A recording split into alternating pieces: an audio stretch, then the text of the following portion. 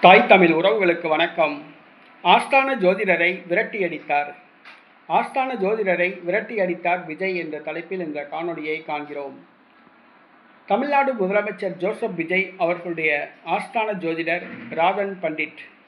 தமிழ்நாடு முதலமைச்சர் ஜோசப் விஜய் அவர்களுடைய ஆஸ்தான ஜோதிடர் ராதன் பண்டிட் தமிழ்நாடு முதலமைச்சராக பொறுப்பேற்றவுடன் தனது ஆஸ்தான ஜோதிடருக்கு அரசியல் ஆலோசகர் என்ற அரசாங்க பதவியை வழங்கினார்.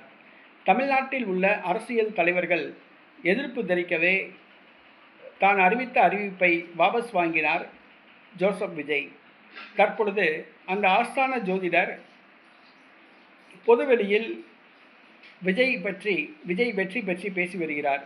அதாவது, தமிழக வெற்றி கழகம் என்ற கட்சிக்கு பெயர் வைத்ததே தான் என்று கூறுகிறார்.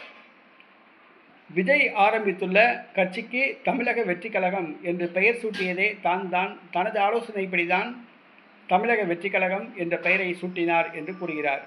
அடுத்ததாக, தமிழக வெற்றி கழகம் இந்த தேர்தலில் பெற்ற வெற்றிக்கு காரணம் தான் என்று கூறி வருகிறார். தொடர்ந்து ஜோசப் விஜய் அவர்களுடைய வெற்றிக்கு காரணம் தான் என்று ஜோசப் விஜய் ஆஸ்தான ஜோதிடர் ராதன் பண்டிட் பொதுவெளியில் கூறி வருகிறார். இது ஜோசப் விஜய்க்கு கடுப்பை கிளப்பியுள்ளது, கோபத்தை ஏற்படுத்தியுள்ளது, கொந்தளிப்பை ஏற்படுத்தியுள்ளது. இந்த சூழ்நிலையில் தாவேகா தலைமை பொறுப்பாளர்களுக்கு அதிரடி உத்தரவு பிறப்பித்துள்ளார். இனிமேல் ஆஸ்தான ஜோதிடர் ராதன் பண்டிட் பனையூர் பக்கம் வரக்கூடாது. அவருடைய தேவைகளை தமிழக வெற்றி கழகம் பூர்த்தி செய்யக்கூடாது. அவர்களுக்கு தமிழக அமைச்சர்கள் யாரும் உதவி செய்யக்கூடாது. இனிமேல் தமிழக வெற்றி கழகம் தலைமை அலுவலகம் பக்கம் ஆஸ்தான ஜோதிடர் ராதன் பண்டிட் வரவே கூடாது என்று உத்தரவு போட்டுள்ளார். ஆஸ்தான ஜோதிடரை விரட்டி அடித்துள்ளார் ஜோசப் விஜய். இனிமேல் பனையூர் அலுவலகத்துக்கோ தனது வீட்டுக்கோ வரக்கூடாது என்று உத்தரவு போட்டுள்ளார்.